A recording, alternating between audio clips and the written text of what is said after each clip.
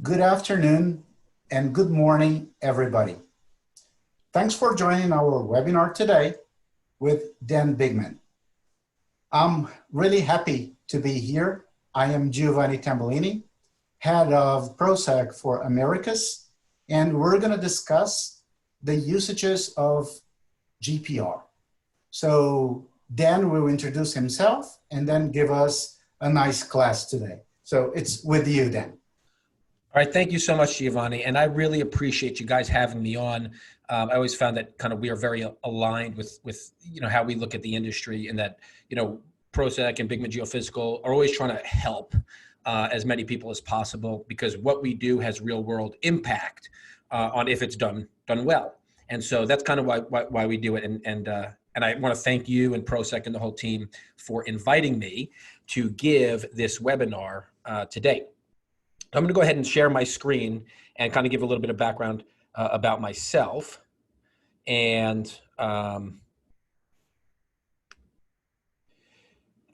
so just so people kind of have an understanding of where I come from, right? So the webinar today is structural inspection using ground penetrating radar. I'm the president of Bigman Geophysical, a company that's out there basically trying to provide training, technology, and project support for companies that are engaged in non-destructive testing, geophysics, locating and mapping, things like that. I graduated from the University of Georgia, and I taught for a few years at Georgia State University as a lecturer. I'm currently an associate editor of Fast Times, which is a trade magazine for the North American association called Engineering and Environmental Geophysics Society. I'm a former board member of the Engineering and Environmental Geophysics Society. I founded learngpr.com, which is sort of dedicated to provide accessible and useful information to ground penetrating radar users. I created something called the GPR Bootcamp, which we've had over 1,000 attendees across 4 continents since I started it 4 years ago. And I wrote a book called GPR Basics, a handbook for ground penetrating radar users. And so basically what should be coming out from this little list is, like I said, to begin, I'm here to help people, and we're doing whatever we can to get as much good information in the hands of users of ground penetrating radar and other inspection technologies as possible. We want you to be better. We all can be better. We all can grow, and that's what we want for you. So let's sort of jump into it then. So Bigman Geophysical has met the standards and requirements of the Registered Continuing Education Program. Credit earned on completion of this program will be reported to the RCEP at rcep.net. A certificate of completion can be issued to each participant, and as such, it does not include content that will be deemed or construed to be an approved or endorsement of RCEP. This is my content. The point is, what I'm showing you today is how I teach it and projects that we've worked on. But you'll be able to go to rcep.net and get your credits from there, and you should have an account and a log in from RCEP. So what's the purpose of the learning today? The purpose of this activity is to help course participants, that's all of you, compare the uses and range of abilities as well as limitations of GPR in structural analysis and applying them to the leading and structural problems in the United States. So to do this, you're going to have to go through a couple things, and at the end of the presentation, you all should be able to do the following, which is number one, categorize some of the leading structural problems in the US. So there are people on this webinar I know from all around the world. I promise your stuff is falling apart too. And so, but I live in the US and we'll focus on the US. But to categorize the leading structural problems in the United States, explain the fundamentals of how GPR technology works. So we'll go do an overview of the sort of fundamental physics of it. You should be able to describe the range of applications for GPR in structural analysis. And then finally, we'll end with a comparison of the benefits and limitations of GPR technology and an assessment of what other technologies are available that may complement GPR at points or projects where GPR struggles. So those are the 4 things that you should be able to do by the end of this presentation. Okay, so what are the problems in the US? 72 dams, including hydroelectric dams, are being removed each year in the US due to possible dam failure. We derive a lot of energy from hydroelectric dams, and having to close hydroelectric dams is or can create problems. And so having to close 72 dams a year in the US is a real struggle. Is a lot of input that has to go into dealing with that. And it's because these dams are deteriorating at a rapid rate, and that's a problem. Question is, which dams are the ones that need to be removed, which ones can be refurbished, which ones can continue or extend their use life. 54,259 bridges in the US are categorized as structurally deficient. So this is the worst case for a bridge to be categorized as structurally deficient, and that's about almost 10% of the bridges in the US. This does not include bridges that are deteriorating but not categorized as structurally deficient. There's quite a few of those. But this is, again, another real problem. This is a problem to people's safety in the communities that we all work in and the roads that we all drive on. According to the American Society for Civil Engineering, 4 million miles, that's 6 zeros after the 4 million miles of road in the US are in need of repair. That's a lot of road.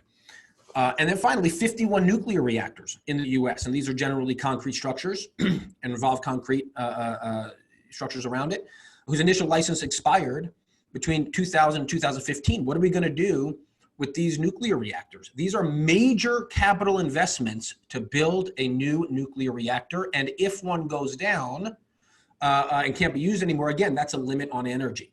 And so how do we handle these reactors that licenses expire, and which ones can we deem as being accessible for renewed licenses, which ones can be refurbished in order to have longer use lives, and which ones really have to get decommissioned?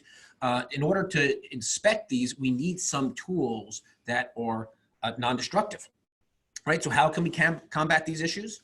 Well, we would use non-destructive testing, right? One of these non-destructive testing techniques, and probably in my mind, the most dynamic and useful, is going to be ground penetrating radar. Doesn't mean it's the only one out there, and we'll address this at the end, but it's very dynamic, and I think you'll get out of this course or webinar just how many different ways it can be used.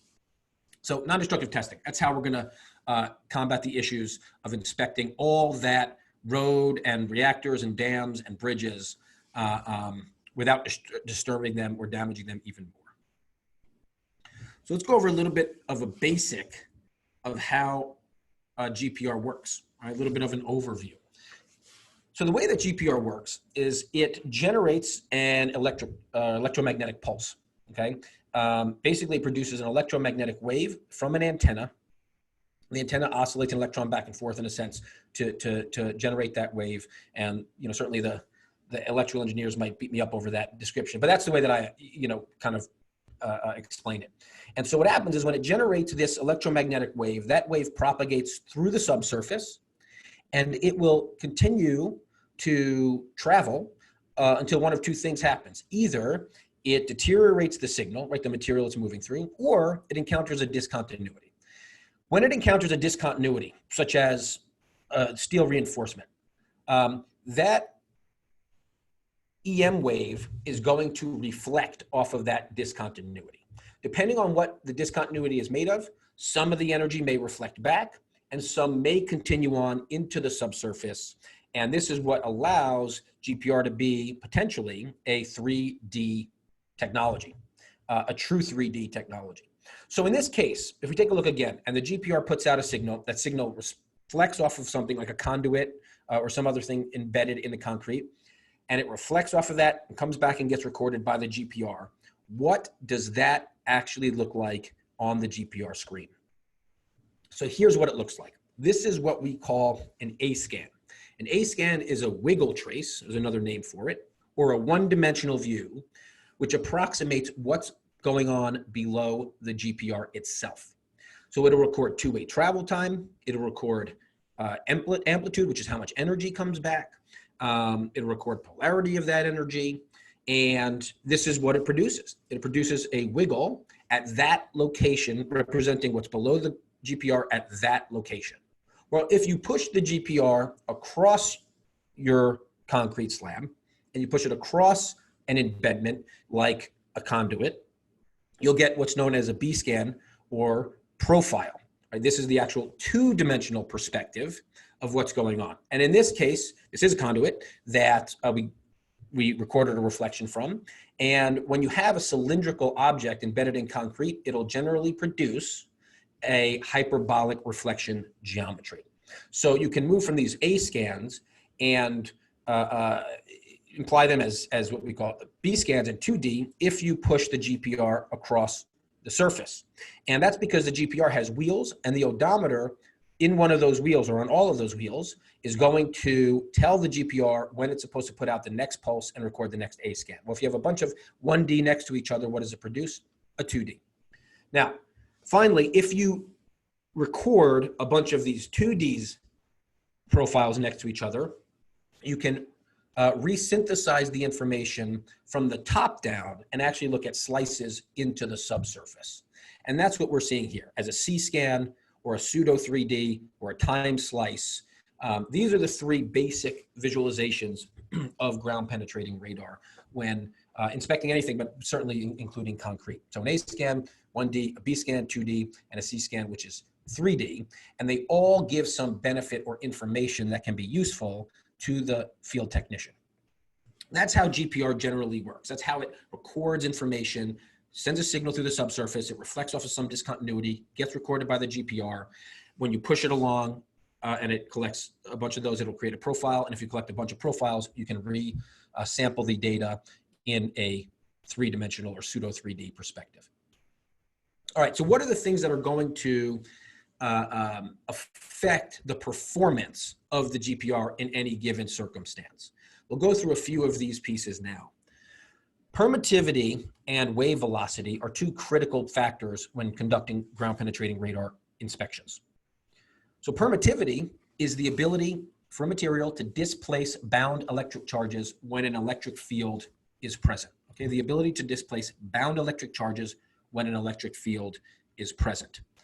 The more bound charges a material has, the more stuff the GPR wave has to displace. Okay, so the more it has to displace, the slower it's going to move through the material. So what is the permittivity of some different materials? Well, for air, the permittivity is 1, and this is the lowest permittivity value for any material. And so how much bound electric charges does air have, or how many? It has none. It has no bound electric charges. What about water? Well, water has a permittivity of 81, which is very high, and it's because it has lots of bound charges. So in which one of these materials is the GPR wave going to move faster through? It's going to move faster through air. It's actually going to move fastest through air because it has to displace no bound charges, and you can't move faster than I don't have to displace anything. So it moves fastest through air. It's going to move slowest through water. The only materials that have a higher permittivity than water are really some metals, including steel, which is embedded often in concrete. But where does concrete come into the picture then? Right? What is the permittivity of concrete, and how fast or slow will a GPR wave move in concrete? Well, concrete has some bound charges in it. Okay? It doesn't have none, it doesn't have a lot, it's got some. What's going to derive how much it has? It's going to be how much water is still in that concrete slab or wall or structure or whatever. Okay? How much water is still in there? So what's going to affect the permittivity and wave velocity in concrete? When was the concrete cured, right? Was it just laid down a couple weeks ago? It's still going to have a lot of water retained in it. Is it outside and you live in an area that's very moist? It's going to have more moisture in it. Is it inside and it was laid down 6 years ago and it's not been exposed to the elements? It may have a lot less water in it and your wave might move faster. And so this is sort of the range of dry to wet concrete, about 3 to 10, at least this is what we have seen on the projects that we've done. And so concrete has some, and that's going to affect how fast or slow your wave is going to move. It's also going to affect how, in some ways, how deep the wave is going to go. But understanding how fast the wave is moving is going to allow the technician to give a good estimate, or potentially a good estimate, for depth of a given target or something like that. And so this is how it kind of looks, right? On the right-hand side, or the gray area, it's moving fast. That's dry concrete. On the blue side, it's filled with water, and so it's slower concrete. And so it still is going to record information off of targets at the same depth, but it's going to take longer for the wave to actually return back to the GPR itself. Okay, the next set of characteristics that are going to affect the performance of the GPR wave is going to be conductivity, which leads to signal decay. So conductivity is the ability for a material to transfer free electric charges when an electric field is present. And as the GPR puts out a pulse, it's going to hold up longer in less conductive material. So in the dry concrete, in this example, the GPR wave is going to have the ability to reflect off of the target and come back. And in the wet concrete, it may or may not end up making it back to the GPR. Okay, it's also going to depend on how wet it is and how deep the target of interest is. But the greater the water content in the concrete, or the greater the moisture content in the concrete, the faster the GPR wave strength is going to deteriorate. So conductivity has a huge effect on GPR performance. And sometimes if you have something embedded in the bottom of a slab and the slab happens to be 2 feet thick, you could struggle potentially to see it, especially if you have moisture within that structure. So conductivity is the next major issue. Okay, reflections and amplitude, right? How much, when it encounters a discontinuity, such as conduit, the plastic conduit filled with air versus a plastic conduit filled with water, what's going to be the difference in that case? Well, it's going to be a big difference on how much the GPR actually records. So reflections occur when the GPR wave encounters a boundary between 2 different materials. When there is a large difference between the 2 materials, a lot of the GPR's energy will be reflected. So let's take this example. We're going through the same concrete, dry concrete. And in one case, we could say it's filled with water. And it reflects the energy back. A lot of that energy is reflected back because water and concrete are extremely different from each other, right? Water and dry concrete are very different. On the other hand, if we have energy come out and reflects off of the same small conduit filled with air, air and dry concrete are actually pretty similar to each other. So you'll get less energy reflecting off of a conduit with air that's embedded in dry concrete than you will off of a conduit filled with water embedded with, or a plastic pipe filled with water embedded in concrete. So that difference is going to determine how much energy comes back. And it's really, to take it down a level further, is how bright are my blacks and whites on my screen, right? In that profile view, how bright are the blacks and whites? So steel is very different than any material, and often steel should be able to produce, because steel reinforcement or PT cable, potentially produce a very high amplitude response, because hitting off of metal, steel that's embedded in concrete, the permittivities of those 2 materials are very different, and it should be really clear in the profile. Okay, finally, we're going to talk a little bit about frequency and resolution and depth. And so each GPR puts out a range of frequencies, but it tends to have what we call essential frequencies, or at least impulse radar does. And so a higher the frequency of any given antenna means it's going to have a shorter wavelength. And with a shorter wavelength, you're able to resolve smaller targets, but you will struggle to resolve deeper targets, regardless of how large they are, because the shorter the wavelength, the shallower it's going to investigate. So the benefit of a high frequency radar is going to be short wavelengths, high resolution, but the drawback is going to be, it's going to have limits on depth. So what's the alternative? Has been a low frequency, right? So combining a low frequency with a high frequency is going to have a longer wavelength. It's going to allow the wave to travel deeper into the structure, but it will struggle to resolve really small targets. And so a lower frequency will help identify deep targets that are larger, but may miss some smaller targets that could be embedded in the concrete.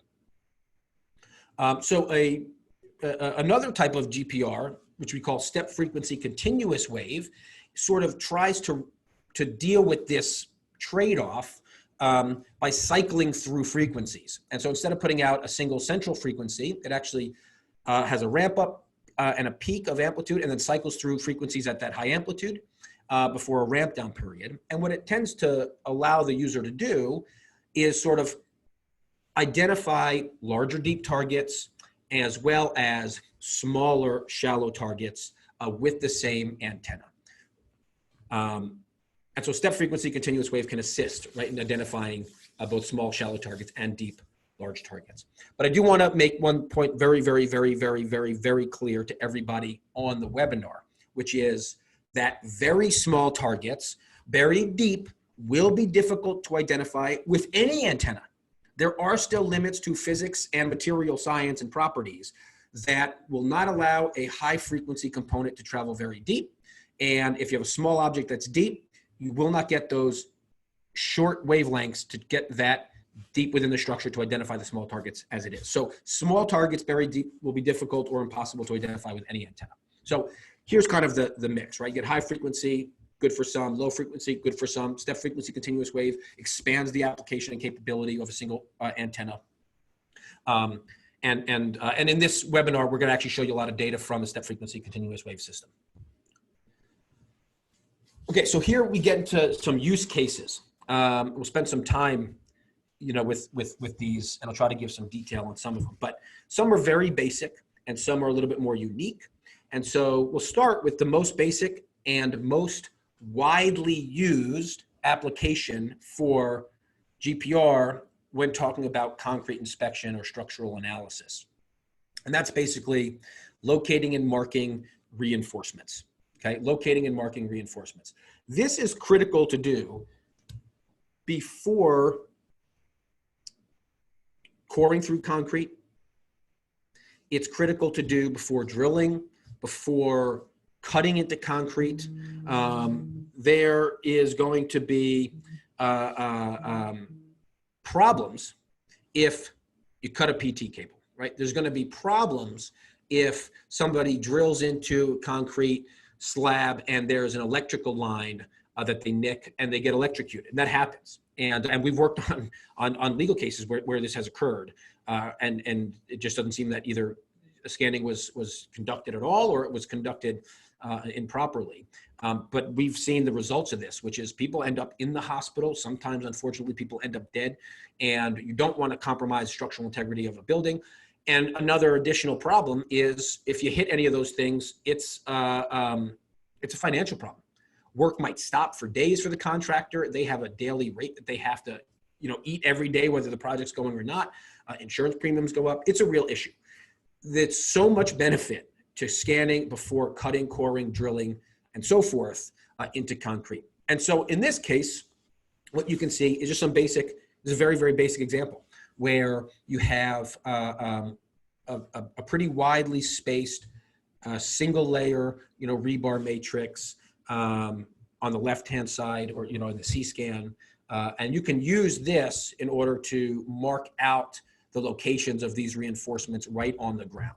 On the other side, we have an actual three-dimensional perspective. This is what we call an isosurface, and basically this will show everything that's going on in a 3D view that can be rotated around and looked at from different angles. And in this case, we actually have 2 layers of reinforcements plus some PT ducts running right through aligned with that reinforcement.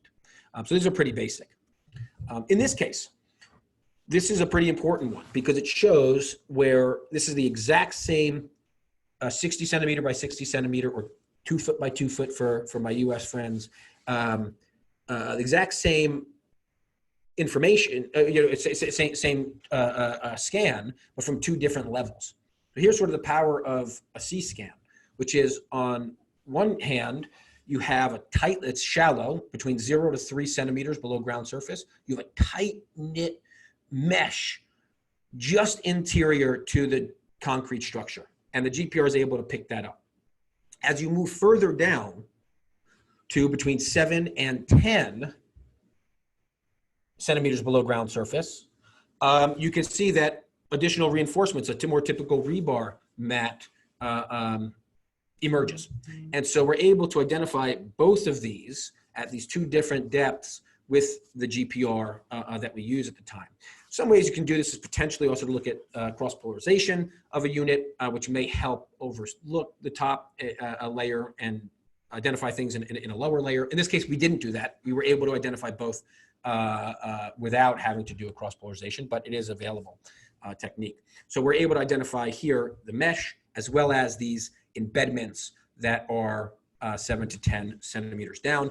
Mark those on the ground and help the contractor avoid them, or show them that they should be moving to another area if it's too dense.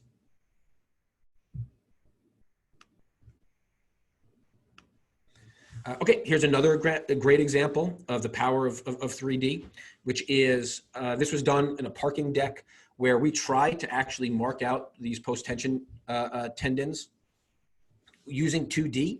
And by the time we were done with our area, it was all marked up and we had no idea what X on the ground went to what other X on the ground, because the PT ducts were so dense and orientations were awkward, where everything wasn't running in a matrix where you can see, it wasn't standardized. It were in different directions at different angles, at different depths. And what we were able to do was actually do the 3D piece and just easily identify them. And so we wasted 15, 20 minutes trying to do it in 2D. It took us 2.5 minutes to do it in 3D and get everything marked in. And so that's what we're seeing here. A C-scan of the post-tension ducts between 9 to 18 centimeters below ground surface. And then an isosurface view, which again is a full 3-dimensional perspective of those same PT tendons. So this was a great example of, again, basic mark out, just avoid these reinforcements, avoid these embedments, drill between them, drill away from them, kind of save the concrete. Okay, so let's get into a little bit more examples that are a little bit more unique. So in this case, this was a project we did where we were evaluating a crack on a road in or on top of a hydroelectric dam. And so they were really concerned with this crack because along this dam, which you can see the full dam here, there were no other cracks and there had never been another crack. And so they were concerned because the crack we were looking at actually was right around here. Okay, that's the crack. That's where the crack is that we were looking at, right where I kind of made that red circle. But that was a crack you saw in the picture. And so they were concerned that a big void was developing below that crack. And what we were called in to do was evaluate whether or not that is the case.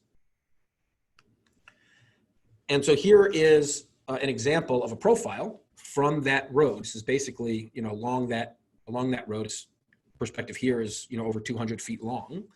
And the arrow on top of your screen indicates where the crack was. And so what you can tell from here is that the bottom of the asphalt actually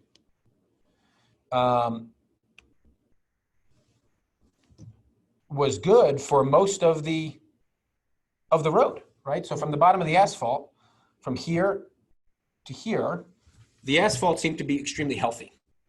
However, below the crack, right, from here to here, there's obviously something else going on. Now, what's going on, we don't know until possibly have to do a single core or something like that. But what we can tell is that there may have been the onset of deterioration, washout, maybe a slight debonding, which could contribute to this washing out of the asphalt to the base or to the soil. And this point is we were able to evaluate what was going on and localize the problem within just a couple minutes. Taking the GPR out, pushing it across this road, we were able to see, look, healthy asphalt here, healthy asphalt over here, and then a problem right below the crack. But it didn't indicate that a large void had developed yet within the top 2 or 2.5 feet or 3 feet of the crack, of the ground surface. So again, good example. High resolution information helps to really figure out what's going on in this particular structure. And so while we said it didn't look like there was anything there, we did recommend ongoing monitoring by coming back every 6 or 12 months and redo the scan. And is this washout or problem area expanding or not? and treat it at that point. Are additional responses indicative of voids now showing up, 12 months later? And if so, let's drill into those specific unique locations to assess what the problems are.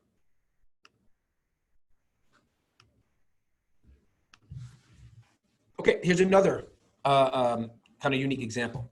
Is we were called in to characterize the entire spillway of a hydroelectric dam. In this case, it was 60,000 square feet of spillway on a steep slope, and we basically had to cover this thing looking for voids between the concrete and the rock that the concrete was poured on. And so the approach that we took was to cover it in total, because if they're going to do it, they should do it right and get a kind of a full coverage of it. However, because of the uniqueness of the slope and the problems with the concrete cover itself, where you can see in this picture, even there's some pitting at the surface, some spalling already at the surface.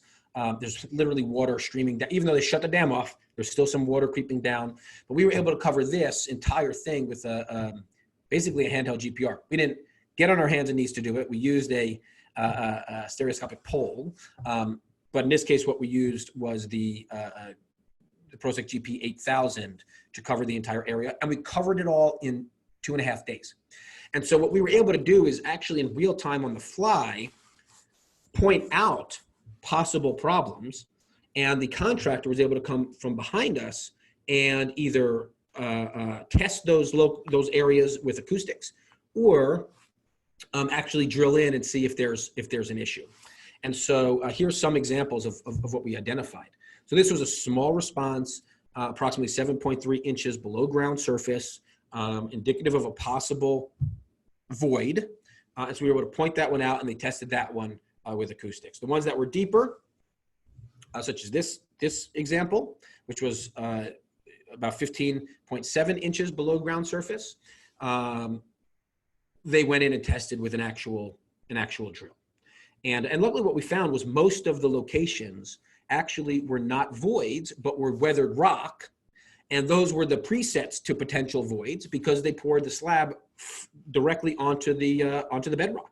And so the rock weathering is going to give a similar signature as a void. The GPR doesn't know the difference, right? There's a change.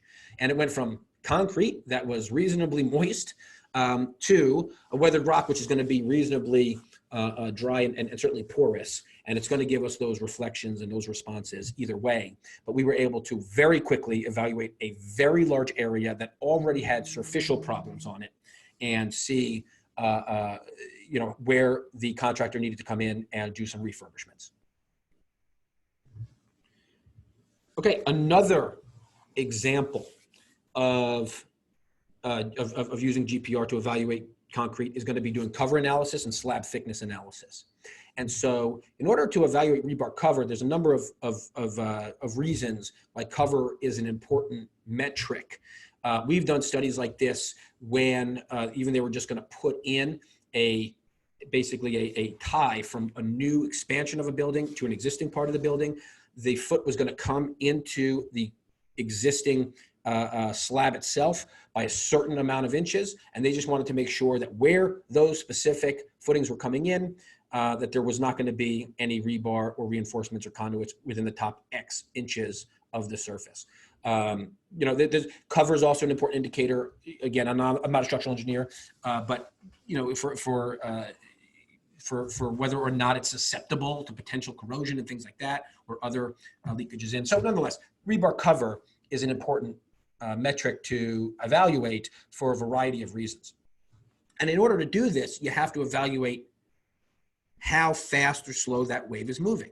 So on many GPR systems, now you have the ability to model the velocity by actually figuring out the shape of the response, the hyperbolic geometry response for cylindrical targets. And so this really works for small targets only. Very large targets will give artificially fast wave speeds, but rebar tends to be a very appropriate type of target to do this on. And so in this case, what we did was basically model this fake hyperbola, which is this yellow ghost, over our recorded hyperbola, which is black and white. And because the system knows that The shape of the hyperbola is going to be determined by how fast or slow the wave is moving. When you adjust this yellow hyperbola to fit the actual shape of the recorded response, it gives you the estimate of velocity. And so that's what we did here. And then we're able to find, number one, what's the cover, right? What's the locations to these top level of rebar, right? And so that would be these if let's see, right? So we have here, for example, here's one, and here's another one. We have a second layer of reinforcement. So here's a peak, and here's a peak. And then we actually have the back of the slab. Okay, so by using this hyperbola match or fit, we're able to evaluate just how deep the cover is to the top layer, actually how deep the second layer of reinforcements are, and how thick the slab is itself. And so here, so what's the actual then depth to cover in this case? Is going to be, let's see here. Depth to cover, 5.3 centimeters to top layer of rebar. And slab thickness is going to be approximately 23.8 centimeters.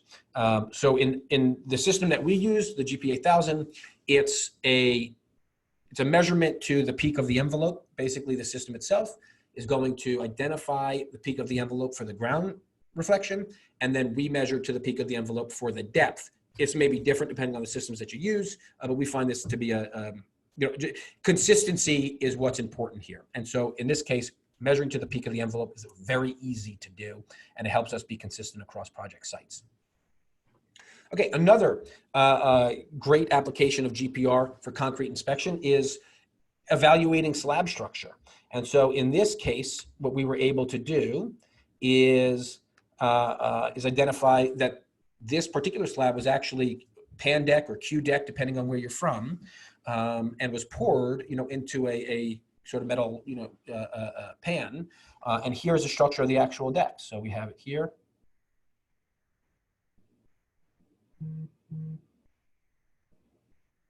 That's the bottom of the deck. That's where it was poured into. And so we were able to evaluate very quickly the structure of the slab using GPR. So very, very simple, easy, efficient technique and tool to evaluate structure.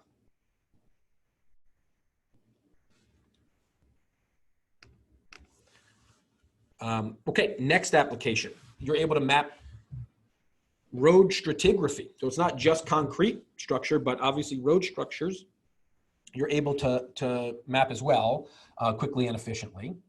And here, this was an excellent example that had asphalt, multiple road bases, and soil within the top 2 feet that we were able to evaluate. And it's also a great example where it shows how the one-dimensional view can actually give you some information that the two-dimensional view is struggling to give you. And so here's what I mean. I'll go ahead and annotate this as well. And so here's the bottom of the asphalt. Okay, so here's the bottom of the first base. Here's bottom of the second base. And then there is potentially another layer down here, right? So we have soil, and maybe it's graded soil and then native soil. But here's an interesting thing. So we're able to easily identify a variety of different stratigraphic layers within this structure. However, what the 1D helps with is, number one, it's going to give you polarity, which can potentially, and we're not going to get into it here, but can potentially give you information on whether the GPR is speeding up or slowing down, whether the wave itself is speeding up or slowing down, and that may give you some indications of what the material is like. But what's great is we have our response on the 1D over here, right? We have a response here on the 1D. We have another layer reflection over here.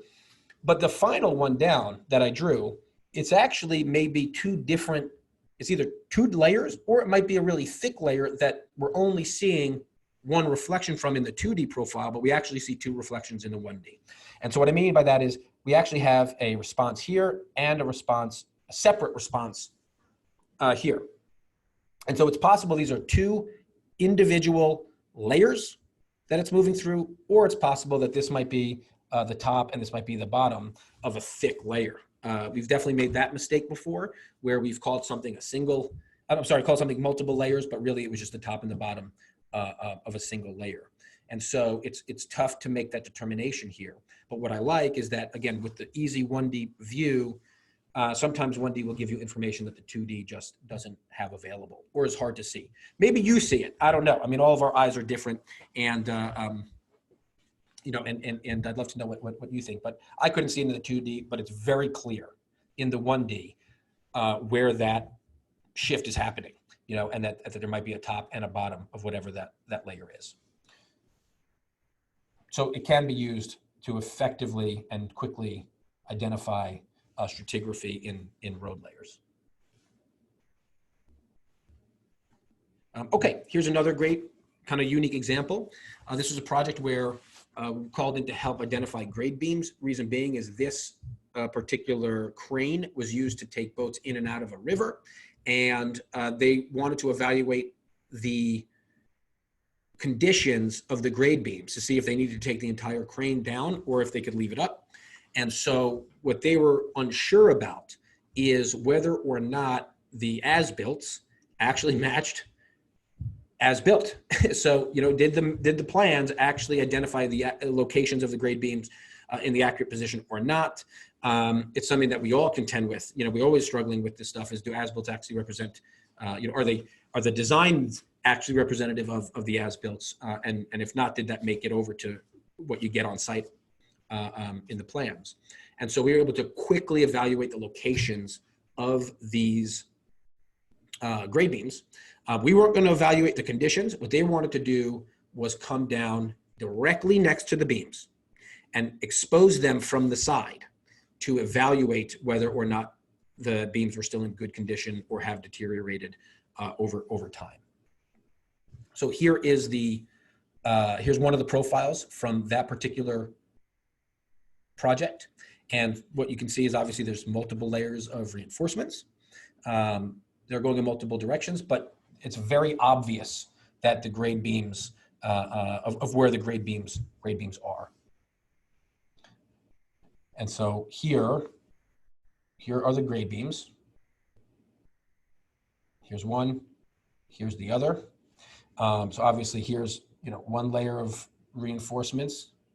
Here happens to be another layer of reinforcements.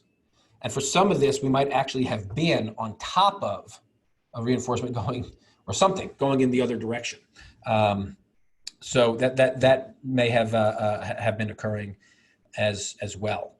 Could have been something else, but nonetheless, as we can see all sorts of different things in here. But this was able to help us identify where the grade beams were, and the contractors were able to then to come down and literally excavate just like this, and then expose these grade beams from the side of the excavation unit and evaluate whether or not they were in good enough condition to stay in place or had to be taken out and the whole crane had to be removed.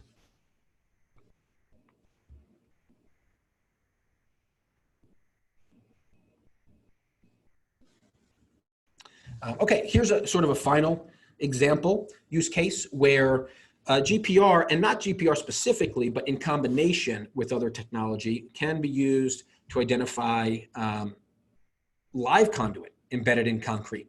And so some GPR have EM locators embedded directly in the same box, a passive locator directly in the same box, which is the case with our unit, with the GPR. And so as you're rolling your GPR across the ground and you're getting responses, you will get another data set that will show locations indicative of electricity.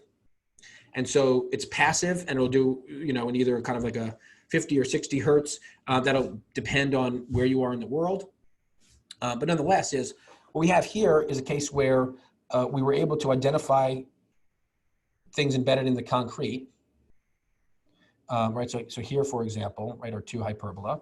You can see them actually in a migrated view here as well. We have the back of the slab. We don't get anything here because the response has already been reflected from the live wires, and nothing penetrated through them because they were made out of high, you know, permittivity material. Again, here's the same back a slab in the migrated view. But what you'll notice is that there's a bar above the profile, and that bar basically focuses in on where the highest intensity of electricity is coming from. And so in this case, it's this red little rectangle that's showing the localization of the highest emission of electricity. And it's a passive EM locator that just says, look, we identified 2 responses here. These responses have they're live wires, they have electricity running through them. So identifying not just the embedments, but paired with another tool inside the same unit can tell you what may have electricity flowing through it and what may not. A very, very useful add-on to GPR technology to help you identify, areas that maybe even more concerning, right?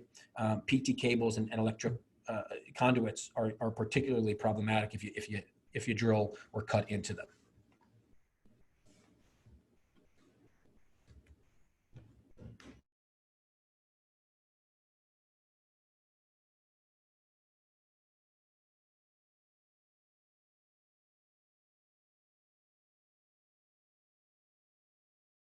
Okay, so sort of start to begin this little radar, and then let's talk some limitations and some other tools that are excellent complements to GPR itself. So number 1, GPR can accurately estimate depths of targets, geological interfaces or structural interfaces like the road bed that we looked at, and other layers. 2, GPR can identify buried targets of any material, not just those that hold a current, as long as there is contrast between the target and the material it is buried in. So as long as there's a contrast, GPR has the potential to identify that contrast. And it doesn't matter if it's PVC, steel, concrete, soil interface, asphalt, whatever it is, as long as there's a contrast, GPR has the potential to identify it. That's one of the big dynamic principles behind the GPR, is that it works on contrast. Number 3, GPR can produce accurate 3-dimensional models of the subsurface, and now in real time and with augmented reality projections, which can be very helpful in actually marking out gridded GPR investigations, after you do a large-scale investigation or have done it with a piece of paper on the ground to generate 3D models. 4, GPR can be used to solve numerous problems, sometimes at the same time encountered on project sites. So it can potentially be used to identify cover depth, mark out the locations of reinforcements, identify a buried conduit, estimate thickness of the slab, evaluate a pipe that's below the slab itself. There's a variety of things. Identify debonding of the slab from the soil in certain areas. There's a lot of opportunity when using GPR once to solve multiple problems with that single data set. And we've come across that many times. And that's why I say it's such a dynamic tool. Okay, but it's not all peaches, I guess I'll say, since I'm from Georgia and we're known as the peach state. So it's not all peaches, not all rosy, it's not all gravy. It's, there are limits to GPR technology. It's just the nature of physics. And so here's sort of a set of limitations of ground penetrating radar. So number 1 is there must be a contrast between the target and the surrounding material.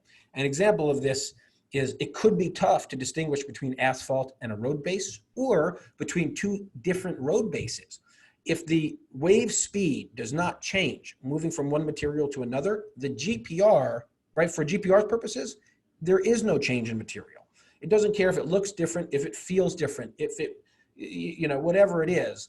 If the wave speeds are the same, it will not record a reflection off of that interface or off of that target. There has to be a contrast. And so if there's not, and this is something that we do struggle with sometimes in road work, is getting that contrast between asphalt and base or between sub-bases. All right, number 2, GPR does not record composition. It will not tell you that it's made out of steel. It will not tell you that the pipe is filled with water. It will not tell you that it's filled with air. There are higher order analyses that you can do to make really good estimations about that, but it doesn't tell you what it is. All it tells you is there's a contrast here. You can dig into the amplitudes, you can dig into the polarity of the signal to try to, tease out some of those, or at least reduce possibilities, but it doesn't tell you what it is. It doesn't tell you, oh, it's rebar versus its PT cable. It doesn't tell you that, right? It tells you there's a contrast, and that's it. So while that's one of the biggest benefits, it's also one of the biggest drawbacks of GPR. 3, conductive materials will limit the depths of investigation due to rapid signal decay. So if you're investigating concrete that was poured very recently, you may struggle to see the back of that slab. And thus you may struggle to see some of the things embedded in that slab that are deeper than the signal will actually hold its strength for. So conductive materials will limit the depths of investigation due to rapid signal decay. 4th limitation, GPR can, excuse me, GPR data can be influenced by external sources of noise. This is particularly problematic in doing structural analysis, because a lot of times you might be working on construction sites where you're doing GPR work, but people have cell phones around you. Those work on EM wave signals, radio waves. You'll have walkie-talkies around you. Those work on EM signals. You may have a radio tower off-site producing low frequency radio waves. All that will end up being recorded, or can end up being recorded by your GPR receiver. And so they generally won't cause false positives, but they will deplete the quality and clarity, or can deplete the quality and clarity of your data. And in a sense, sort of like the old school TVs, where you get static on the screen, the snow, is you can get some static kind of in that background of your GPR data. So it will pick up. It doesn't distinguish between what the source is of incoming EM noise. And so it could affect the quality of the data. 5, ground obstructions can make GPR data difficult to collect. Curbs and other obstructions could be hard. If you're working on a construction site, sometimes areas are very tough to get into. You may have mechanical equipment that's in the way, or you might have walls going up that could be in the way.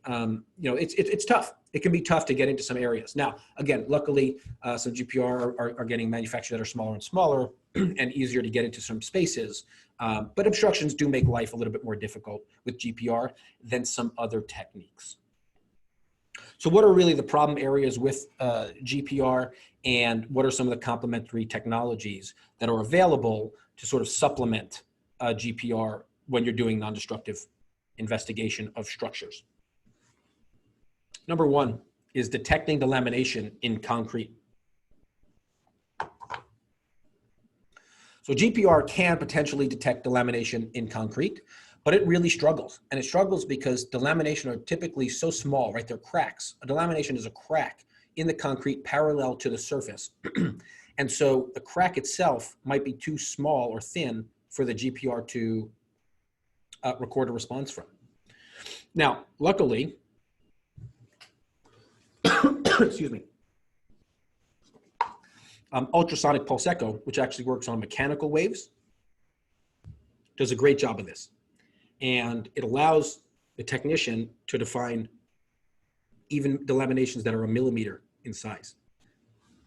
This is because ultrasonic waves will not travel through air. So even a 1 millimeter size delamination can reflect all of the wave back. So it's a great alternative to GPR. Another is infrared thermal imaging. Delaminations and honeycombing and things like that will actually change the way that air flows through those air-filled pockets or kind of planar breaks in the concrete. And that may adjust the surface temperature of the structure itself. And so infrared could be used. Estimating rebar diameter. Again, it's possible with GPR, but we don't recommend it. But there is a tool called eddy current, often called a cover meter as well, which has the capability to estimate rebar diameter plus or minus a one size. So this works best if you have information on how deep the rebar is. There's multiple variables here that have to come into play to estimate how strong the induced signal is. And so depth is going to be a big one, and size is going to be a big one. So if you have the depth of it, and you know the depth, then when the eddy current machine records a response and identifies how much, or easy or difficult it is to induce an electric current in whatever that rebar is, it's going to be a pretty good estimate of the diameter plus or minus 1 rebar size. Evaluating corrosion and heterogeneity. Again, GPR can be used to identify corrosion, or at least indicators of corrosion.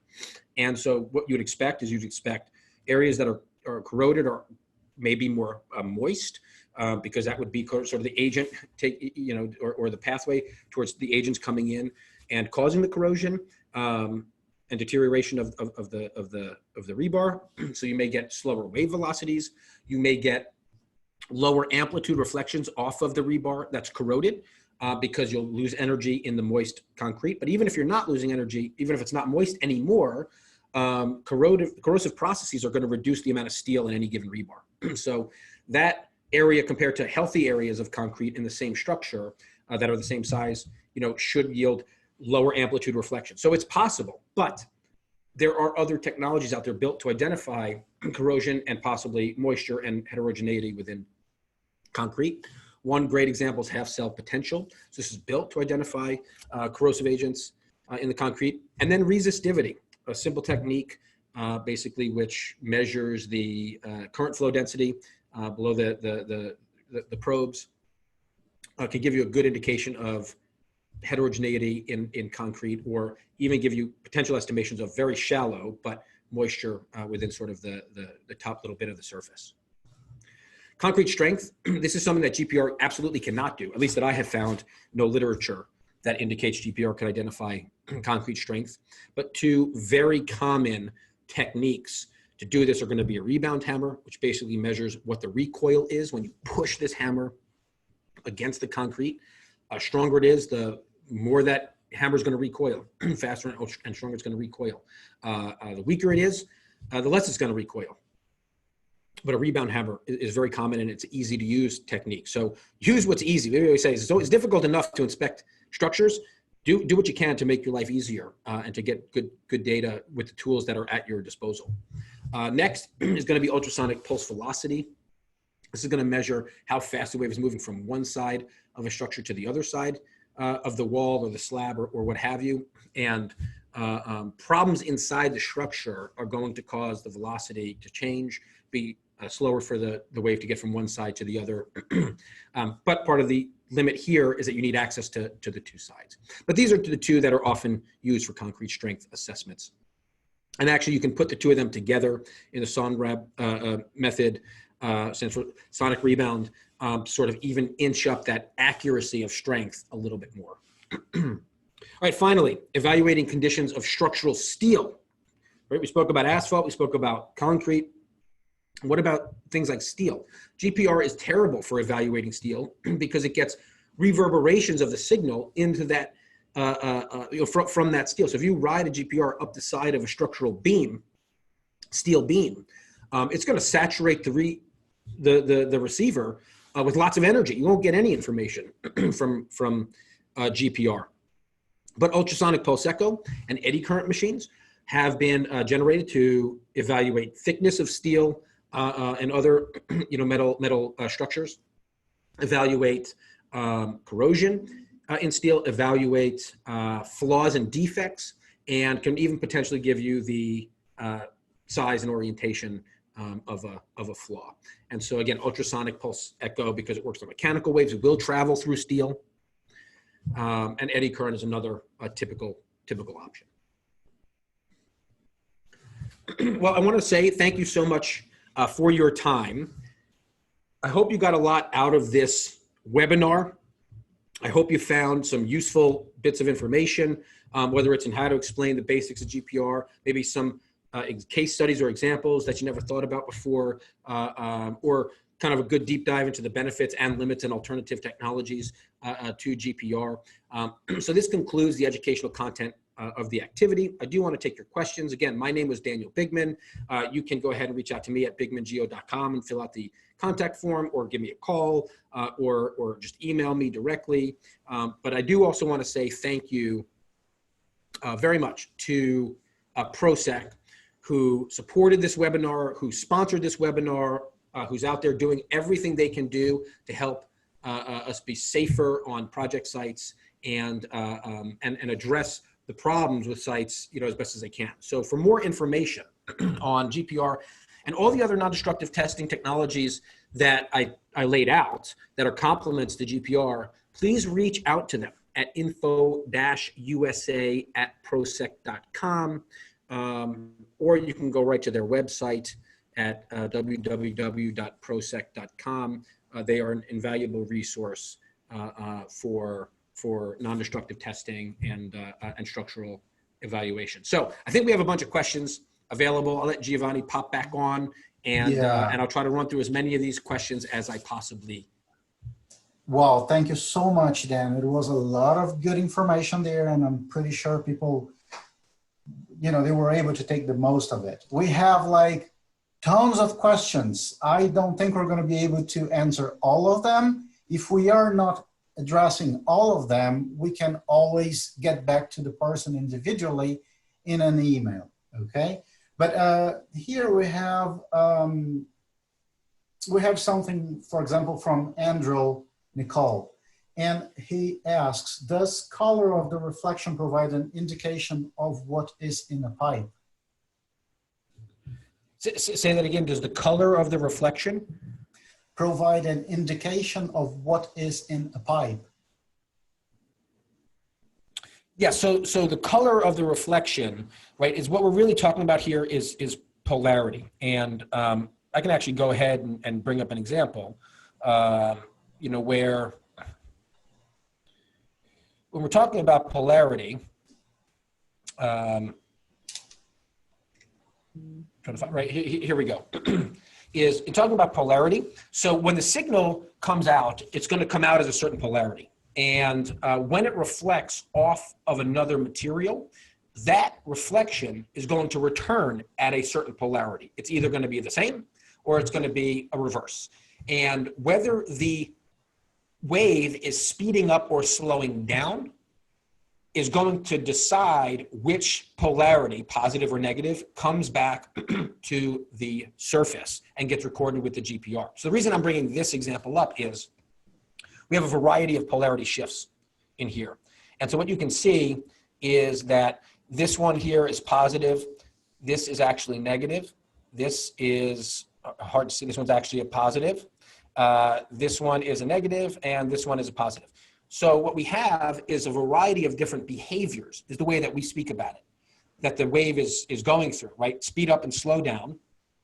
And what you can do is evaluate those behaviors and then try to speculate on what that means.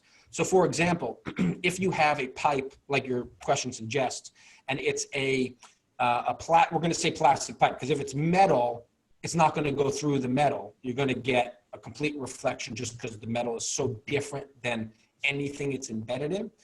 So assume it's not metal. So if it's a plastic pipe and the plastic pipe is filled with water or the plastic pipe is filled with air, the signal that comes back, whether it's positive or negative, will be different, air versus water. Now, use color. So instead of looking at the 1D, you're really looking at the 2D. So going to the 2D, in this case, if you look at the top, we have black, then white, then black. But if you look down at this, let's say, right over here, we have sort of a white, black, and then, white again. And so those are two different, there's a polarity shift. So those are two different responses. That's because the wave in this case sped up once, slowed down in the other time. I don't know which is which, because I don't know if the wave sped up or slowed down going from asphalt into road base, right? It's going to depend on how porous was the asphalt. It's going to depend on what the size of the aggregate was in the base. And so I can't give an estimate on what happened, but in this case, we can see that obviously something different happened. And then in one case it sped up and in one case it slowed down. So what we generally do is recommend that somebody starts with a known and then moves to unknown. So if you have a concrete structure and it has steel embedded in it, it's going to mimic a slowdown, even though it's not going to actually run through the steel because it's going to be a full reflection.